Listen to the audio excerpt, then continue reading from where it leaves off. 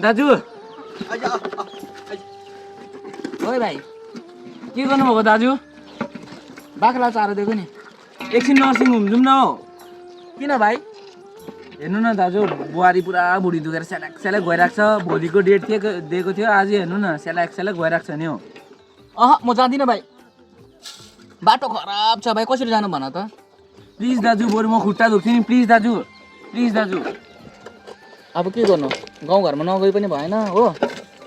ओ एकछिन म nursing home गएर आउँछु ल हुन्छ गाडी बिस्तारी चलाउनुस् न ल ल हिँड त ए लु पस हिँड्ने बिस्तारी हिँड पर्ख बिस्तारी चढाउनु कि बिस्तारी अयो बिस्तारी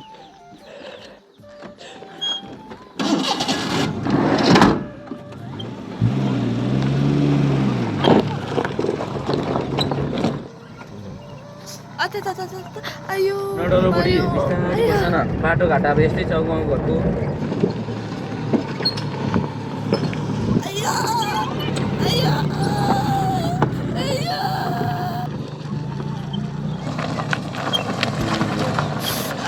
बिस्तारी बुढी दाजु बिस्तारी कुदाऊ है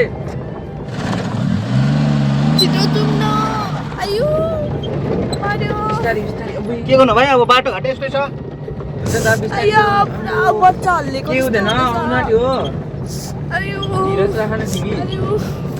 अयो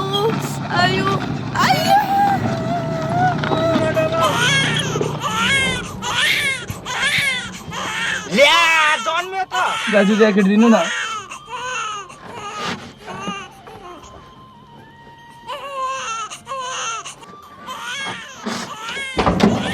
दिनुहोस् न दाजु कङ्ग्रेचुलेसन भाइ बधाई छ है तिमीलाई धन्यवाद दाजु